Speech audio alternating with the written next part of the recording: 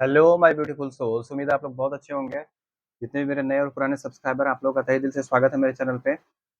और अगर आप मेरे चैनल पे नए हैं तो मेरे चैनल को सब्सक्राइब करें और घंटे का बटन जरूर दबाएं ताकि फ्यूचर नोटिफिकेशन जो वीडियो का होगा वो सबसे पहले आपको मिल सके। आज मैं डीएम का कन्फेशन लेकर के आया हूँ। डीएम का करेंट एनर्जी कल नहीं डाल पाया था क्योंकि मेरी तबीयत कुछ ठीक नहीं थी। इस कारण मैं मतलब एनर्जी कल डाल नहीं पाया था, लेकिन वीडियो अब आएगी। तबीयत ठीक नहीं रहने के कारण ऐसा हो रहा है। ठीक है, आएगा वीडियो, ज़्यादा से ज़्यादा वीडियो बनाऊंगा मैं ताकि आप लोगों की क्वेरी को शांत कर सकूं और आप लोग मेरा साथ दें, सपोर्ट करें, और ताकि मैं आज ज़्यादा से ज़्यादा वीडियोस आप लोगों के लिए ला सकूं।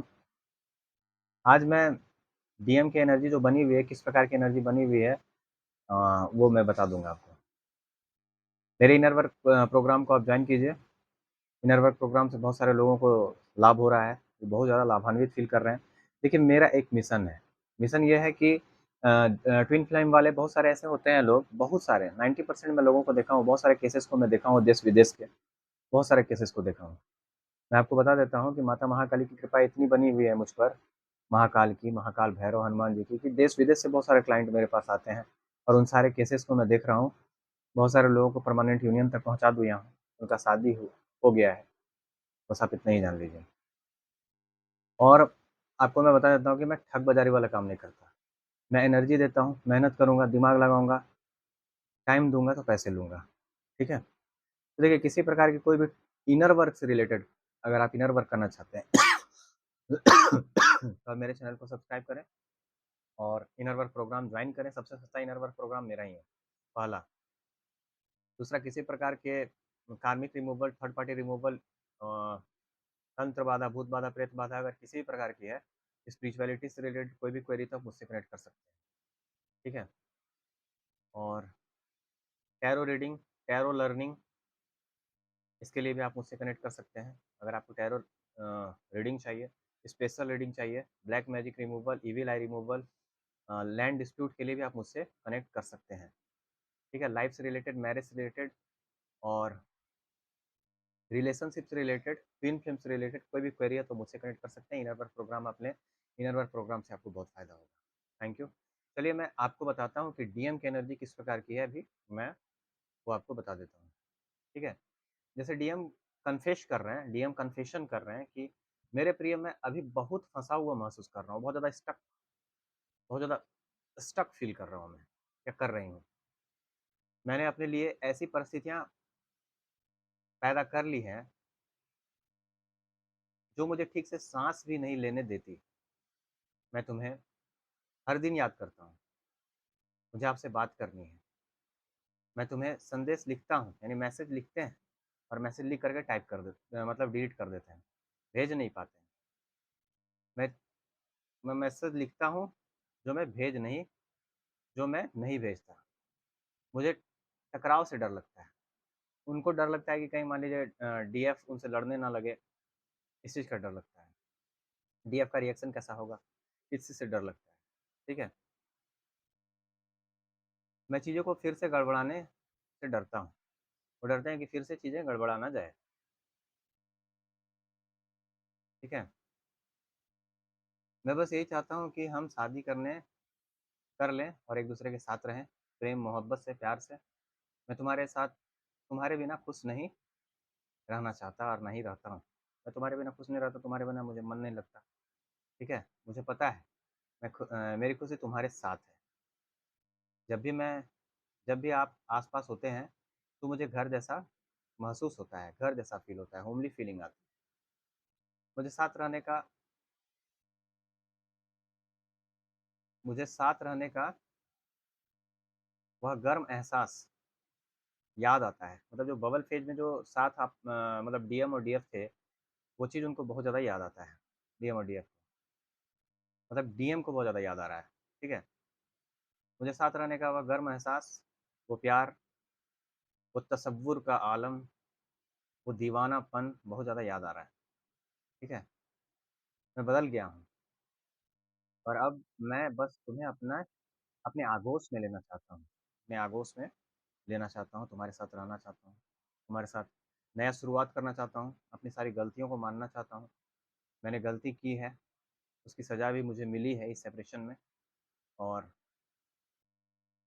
मैं उन सारी गलतियों को तुम्हारे सामने प्रकट करना चाहता हूँ, तुम्हारे सामने रखना चाहता हूँ, तुमसे सच कहना चाहता हूँ।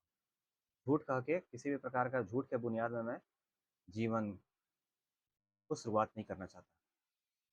लेकिन तुम जितना मुझे बुरा समझते हो उतना बुरा मैं हूँ नहीं, ठीक है? मैंने सिर्फ़ तुमसे ही प्यार किया है, तुम्हारे अलावा मैं किसी और के बारे में सोचना भी मेरे लिए गुनाह है। मुझे जब से ये मैं ये समझ ही नहीं पाया 3D के ट्रैप में कि मैं किससे प्यार करता हूँ। मैं सिर्फ़ तुमसे ही प्यार करता था, लेकिन मैं समझ ही नहीं पाया या समझ ही नहीं पाई। जब आप मुझसे दूर गए, तब मुझे एहसास हुआ कि मैं सिर्फ़ आपसे ही प्यार करता हूँ, मैं आपसे ही प्यार करती हूँ। आप मेरे पास थे तो लगता ही नहीं था कि आप मेरे से दूर हैं कभी। मैं समझ ही नहीं पाया। तब कितना नासमझ मेरा दिल है कि तुमको कितना चाहता है ये समझ ही नहीं पाया वो। डीएम ये कहते हैं कि मेरा दिल कितना नासमझ है कि तुमको कितना चाहता है ये समझ ही नहीं पाया, ठीक है? ठीक है? अब वो चाहते हैं कि ये जो मेरी दर्द भरी जो बात है, जो मैं तुमसे कहना चाहता हूँ, जो मैं तुमसे प्यार करता हूँ, मैं तुमसे कह नहीं सका अभी तक। 2 साल से 3 साल से मेरे मन में वो बात है। मैं तुमसे कहना चाहता हूँ, लेकिन हिम्मत नहीं जुटा पा रहा हूँ अभी तक कि मैं वो बात तुमसे कह सकूँ। लेकिन अब धीरे-धीरे मुझे हिम्मत मिल रही है, आ रही है, ताकि मैं तुम्हारा सामना कर सकूँ। तुम मुझसे गुस्सा हो, जब भी मैं तुम्हें अपने बारे में बताऊँगा या बताऊँगी, तुम बहुत गुस्सा करोगे, मुझे पता है। मुझसे नफ़रत करोगे, करना भी चाहिए। लेकिन मैं सिर्फ़ तुमसे ही प्यार करता हूँ, और सिर्फ़ तुमसे ही प्यार करता रहूँगा, चाहे मैं तुम्हारे साथ रहूँ या तुम मुझे स्वीकार करो या ना करो। लेकिन मैं तुम्हें अपने दिल की बात बता के ही रहूँगा, सच्चाई बता के ही रहूँगा। मैं तुमसे झूठ नहीं बोलना चाहता। झूठ के बुनियाद में किसी भी प्रकार की कोई भी चीज़ को मैं खड़ा नहीं करना चाहता। किसी भी रिश्ते को, किसी भी चीज़ को मैं झूठ के बुनियाद में खड़ा नहीं करना चाहता। मैं अपना कन्फेशन तुम्हें बताना चाहता हूँ कि मैं कितना चाहता हूँ तुम्हें, या कितना चाहती हूँ तुम्हें। मैं बस इतना चाहती हूँ कि तुम्हारे साथ रहूँ, और तुम्हारे साथ रहूँ, तुम्हारे पास रहूँ। तुम्हारे साथ अगर कोई भी होता है, तो मुझे बहुत जलन होती है। तुम्हारे आस-पास कोई भी होता है तो मुझे बहुत जलन होती है कि तुम्हारे पास आस-पास कोई है। मैं हमेशा चाहता हूँ कि तुम मेरे साथ रहो, मैं तुम्हारे साथ रहूँ। तुमसे दूर नहीं रहना चाहती मैं, या नहीं रहना चाहता मैं। मैं सिर्फ़ तुमसे ही प्यार करता था, करता हूँ और करता रहूँगा, या करती हूँ, करती रहूँगी। भले तुम मुझे माफ़ करो या ना करो, लेकिन मैं एक बार मुझे मौका दो, ताकि मैं अपने दिल की बात तुमसे कह सकूँ। एक बार मुझे अपने दिल की बात कहने का मौका दो। भगवान भी एक बार अपने दिल की बात कहने का मौका देते हैं, और मैं तुमसे यही चाहता हूँ, या चाहती हूँ, कि तुम मुझे अपने दिल की बात, जो मेरे दिल में बात है, जो मैं आज तक कह नहीं सका, वो तुमसे कहना चाहता हूँ, या कहना चाहती हूँ। मैं कितना बेवकूफ़ थी, या बेवकूफ़ था, कि मैं तुमसे प्यार करता हूँ ये बात मैं समझ ही नहीं पाया। और कितना मूर्ख था मैं। मेरी सबसे बड़ी गलती यही थी कि मैं बहुत जल्दी-जल्दी किसी भी इंसान पे या किसी भी चीज़ पर ट्रस्ट कर लेता था। किसी की बातों से प्रभावित हो जाता था, या हो जाती थी। कोई मुझे कुछ कह देता था तो मैं प्रभावित हो जाता था उससे, प्रभावित हो जाती थी उससे। और किसी पर भी बहुत जल्दी ट्रस्ट कर लेती थी, या कर लेता था, किसी की बातों पर। मेरा भोलापन, मेरा जो सीधापन था, वही मुझे लेके डूब गया। मैंने खुद ही अपने रिश्ते को ख़त्म कर लिया। ये मैं बहुत अच्छे से जानती हूँ कि मैंने खुद ही अपने रिश्ते को ख़त्म किया है। भगवान से भी कोई शिकायत नहीं है। भगवान से भी जब मैं जब भी मैं तुम्हें माँगी हूँ, तब तब भगवान तुम्हें मेरे पास लाए हैं। तुम खुद आए हो मेरे पास, लेकिन मैं उस समय भी समझ नहीं सका। उस अपॉर्च्युनिटी को ग्रैब नहीं कर सका या कर सकी, और आज मैं कोस रहा हूँ अपने आप को कि मैंने क्या कर दिया।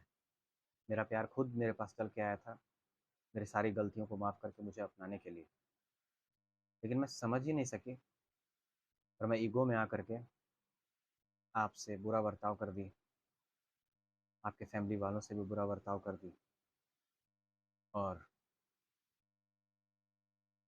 अब खुद से नाराज़ हूँ मैं। और मुझे रहना भी चाहिए, क्योंकि मैंने सारी चीज़ें खुद खराब की हैं। खुद गलती है मेरी, इसमें किसी की कोई गलती नहीं। हाँ, अलग कराने में मेरे परिवार के सदस्यों का हाथ था। जिस परिवार को मैं अपना समझता था या समझती थी, वो परिवार ही मेरा नहीं था। मैं समझ ही नहीं सकी कि मेरा सिर्फ़ इस दुनिया में मेरा डीएफ है और कोई भी नहीं है। लेकिन अब मुझे एहसास हो गया है, मैं पूरी तरह से बदल चुकी हूँ। जिसे तुम जानते थे वो मैं नहीं हूँ। जैसा तुम मुझे चाहते थे कि मैं बन जाऊँ, मैं उससे भी बेहतर बन चुकी हूँ। और मुझे बेहतरी के लिए जो मैं चेंज हुई हूँ, मुझे आपने बेहतरी के लिए चेंज कर दिया। मुझे सही मार्ग दिखाया, मुझे बनाया। मुझे दुनियादारी की समझ नहीं थी, जिसके कारण मैंने बहुत सारी गलतियाँ की, और वो सारी गलतियाँ मुझसे क्यों हुई, कब हुई, मुझे कुछ समझ में नहीं आया। मैं जानते हुए भी गलतियाँ कर रही थी, सोच समझ के गलतियाँ कर रही थी। इतनी गलतियाँ कर रही थी मैं सोच समझ के, और मुझे उस समय आपकी बातें अच्छी नहीं लग रही थी। आप मुझे हर बार मेरी गलतियों को करने से रोक रहे थे, हर बार। लेकिन मैं आपकी बातों को नहीं समझी, और आप ही से दूर हो गई। फिर जब आप मुझसे दूर हुए, आफ्टर 6 मंथ, और लगभग एक 9 महीने के बाद जब आप दूर हुए, तब मुझे एहसास हुआ कि मैं सिर्फ आपसे ही प्यार करती हूँ। और आज मैं खुद को कोस रही हूँ कि मैंने अपने लव ऑफ माई लाइफ को खो दिया मैंने। जबकि भगवान से मैंने मांगा, जब जब मैंने भगवान से आपको मांगा है, तब तब भगवान आपको मेरे पास लेके आए हैं। मैं भगवान को भी नहीं कोस सकती, भगवान को भी दोषी नहीं ठहरा सकती। भगवान से मैंने जो भी मांगा वो मुझे मिला। आपको मैंने मांगा था भगवान से, आप भी आए और मेरी सारी गलतियों को माफ़ करके मुझे एक मौका देने के लिए आए थे, लेकिन मैं उस मौका को भी ग्रैब नहीं कर सकी। कितनी अभागी हूँ मैं। मैं यही समझती हूँ कि कितना बेवकूफ़ हूँ मैं, जो आज तक बेवकूफ़ बनती रही। लोग मुझे बेवकूफ़ बनाते रहे। मेरे परिवार के सदस्य, मेरे अपने, जिस पर मैंने सबसे ज़्यादा विश्वास किया, उन्होंने ही मुझे आज यहाँ ला कर के पटक दिया, जहाँ मेरा कोई भी नहीं है इस दुनिया में। न माँ, न बाप, न भाई, न मामा, न मौसी, कोई भी नहीं। कोई भी नहीं है मेरा। आप सही कहते थे, और आप हमेशा सही थे, और हमेशा सही रहेंगे, और मैंने आपको खो दिया। मैं बहुत तकलीफ़ में हूँ इस बात से कि मैंने आपकी कदर नहीं की। आपको कितना उल्टा-पुल्टा मैंने कहा, गालियाँ भी दी, नीचा भी दिखाया, बेइज़्ज़ती भी किया। फिर भी आप मुझसे इतना प्यार करते थे कि आपने मुझे छोड़ा नहीं, कभी नहीं छोड़ा आपने मुझे। आप हमेशा मेरे साथ थे, मेरे प्रोटेक्शन बन कर के मेरे साथ थे। मुझे गलत लोगों से बचाया। आप मेरे परिवार के सामने भी मुझे माँगे, मेरे परिवार के सामने भी आप लड़ गए, लेकिन फिर भी मुझे आपका प्यार नहीं दिखा। कितना बेवकूफ़ थी मैं। कि मैं समझ ही नहीं सकी कि कोई मुझसे इतना प्यार कर सकता है। मैंने इतना डीप लव आज तक नहीं देखा था कि कोई मुझसे इतना भी प्यार कर सकता है। माँ-बाप से भी ज़्यादा आपने मुझसे प्यार किया। हमेशा हर बुराई से मुझे अवगत कराया, मुझे बताया कि ये बुरा है, अच्छा है, नहीं है, ये मत करो, वो मत करो, तुम पहले जैसे बन जाओ। लेकिन मैंने आप ही को बुरा समझा।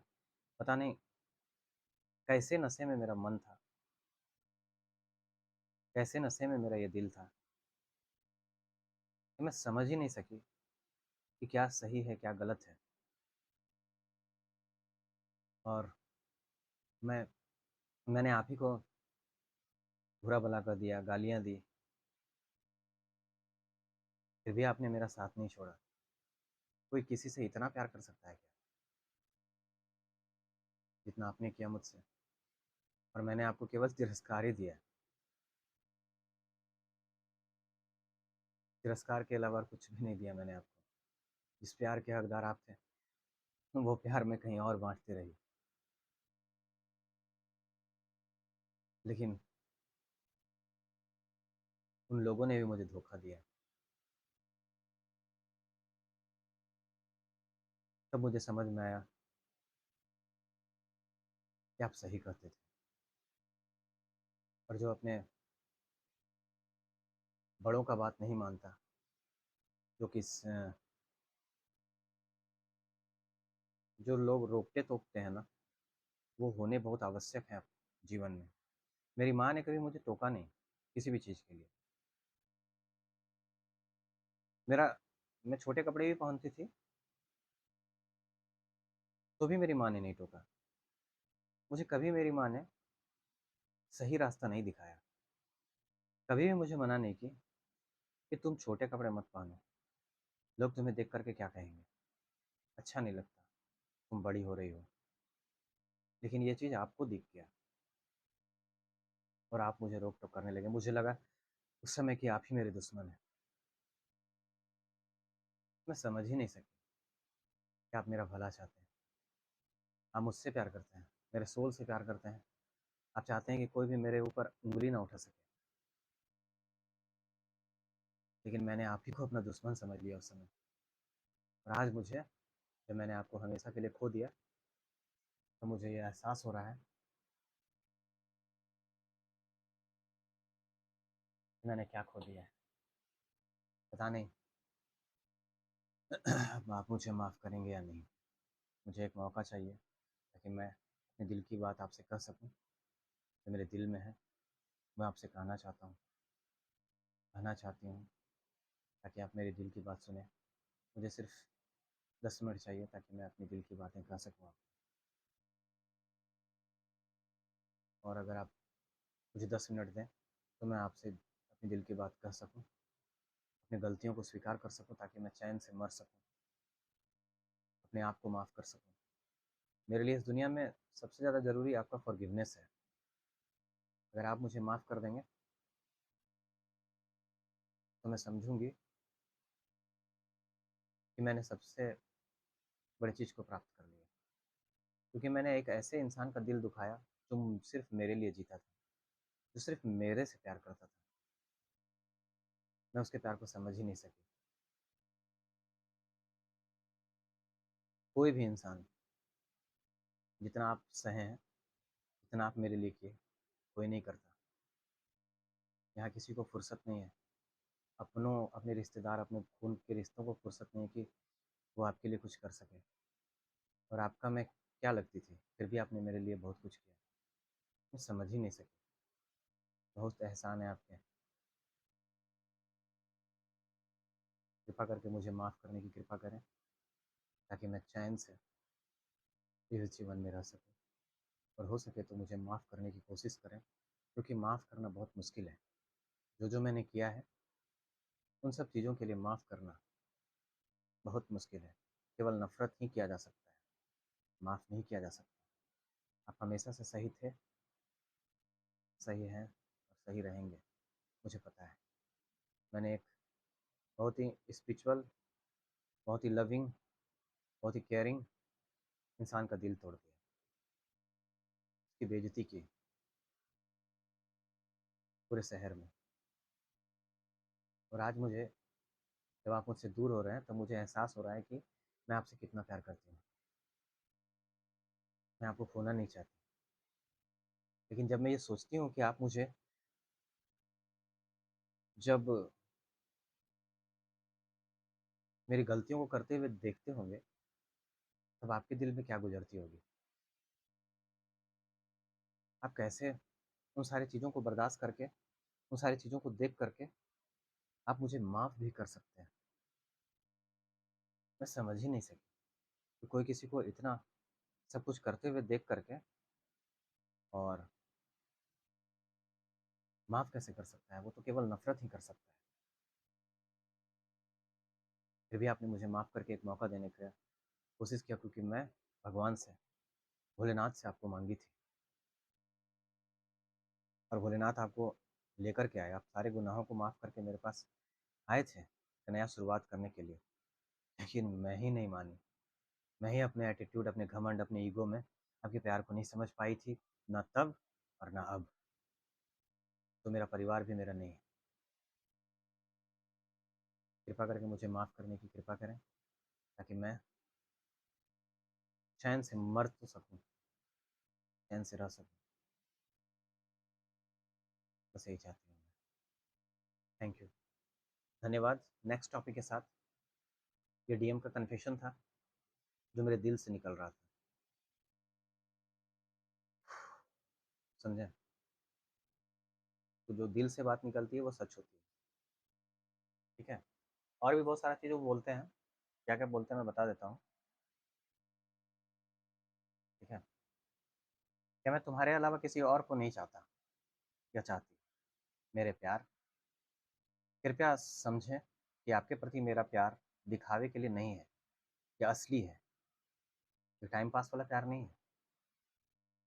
मैं तुम्हारे बारे में सोचना बंद नहीं कर पा रहा। मेरा दिल आपके प्यार और स्पर्श के लिए तरस रहा है। मैं अलगाव को, यानी सेपरेशन को काफ़ी झेल चुका हूँ। सेपरेशन में काफ़ी झेल चुका हूँ या चुकी हूँ। अब मैं अपनी सारी गलतियाँ सुधारने के लिए तैयार हूँ। मैं तुमसे प्यार करते हुए इस संबंध को नहीं छोड़ने वाला हूँ। मेरा विश्वास करो मेरे प्यार, मैं तुम्हारे लिए वापस आ रहा हूँ। स्ट्रेटजी बना रहे हैं वो आपके पास आने के लिए। स्ट्रेटजी, प्लान बना रहे हैं ताकि आपके पास आ सकें और अपना कन्फेशन कर सकें। एक्शन की एनर्जी है, एक्शन लेंगे। डर है खोने का डीएफ को। डीएम में कि यदि आप अगर अब एक्शन नहीं लेंगे डीएम, तो वो डीएफ को हमेशा के लिए खो देंगे, ऐसा डर उनको है। ईगो से ऑपरेट कर रहे थे, लेकिन अब ईगो छोड़ करके इको में आना चाहते हैं। आपका कोई ना कोई चीज़ उनके पास है। जैसे मान लीजिए कोई गिफ्ट आप दिए होंगे या कोई फ़ोटो वगैरह आपका आपके डीएम के पास है, जो वो देखते हैं और निहारते रहते हैं और उनसे प्यार जताते रहते हैं, उनसे उसी फ़ोटो से बात करते रहते हैं। ठीक है?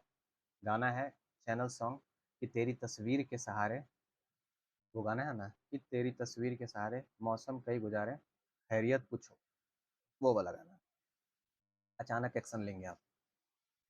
1 डे, 1 वीक, 1 मंथ के अंदर एक्शन का कार्ड आया था और रीडिंग भी मैंने किया था इसका। हैवी एनर्जी है डीएम की, डार्क नाइट ऑफ सोल में चल रहे हैं। डार्क नाइट ऑफ सोल से निकलने वाले हैं, लेसन सीख रहे हैं, थर्ड पार्टी से भाग रहे हैं, थर्ड पार्टी को छोड़ना चाहते हैं।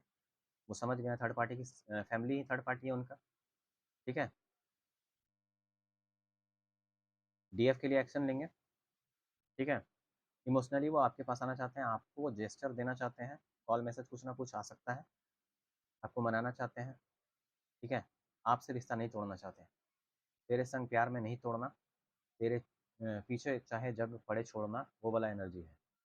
तड़प रहे हैं आपके लिए, डर लग रहा है आपकी खामोशी से उनको। ठीक है? चलिए नेक्स्ट टॉपिक के साथ फिर मैं मिलूंगा, ताकि मैं आप लोगों की क्वेरी को ज़्यादा से ज़्यादा शांत कर सकूँ। आप लोग मेरे चैनल को सब्सक्राइब कीजिए, लाइक कीजिए, शेयर कीजिए और कमेंट कीजिए कि और किस किस टॉपिक में मैं वीडियो बना सकता हूँ। शेयर जरूर कीजिए, लाइक जरूर कीजिए। ठीक है?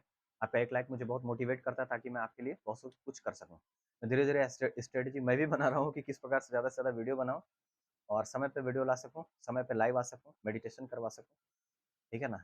अवेकनिंग के प्रोसेस में मैं भी हूँ, जिसके कारण मैं थोड़ा-सा डिस्टर्ब हो जाता हूँ, मैं भी। तो इस चीज़ को आप समझ लें, बैलेंस में फिर आ जाता हूँ मैं, ठीक है? तबीयत खराब हो गया था जिसके कारण वीडियो अच्छे से नहीं डाल पा रहा था, लेकिन अब वीडियो आएगा समय पे। आप लोग एकदम समय का इंतज़ार करते रहें। एक वीडियो रात में आएगा और हो सके 2 या 3 वीडियो आपका सुबह में आएगा, मतलब दिन भर में। तो आप लोग ज़्यादा से ज़्यादा आपका क्वेरी को मैं शांत करूँगा, टॉपिक ट्विन फ्लेम टॉपिक पे मैं वीडियो बनाऊँगा, माता महाकाली के से रिलेटेड वीडियो बनाऊँगा, ये सब करूँगा, ठीक है? तो आप लोग मेरे चैनल को सब्सक्राइब करें, लाइक करें और शेयर ज़रूर करें ताकि बहुत सारे लोगों तक ये वीडियो पहुँच सके, और घंटे का बटन ज़रूर दबाएँ ताकि फ्यूचर नोटिफिकेशन जो वीडियो का होगा वो सबसे पहले आपको मिल सके। धन्यवाद, थैंक यू वेरी मच। जय माता महाकाली, जय माता महा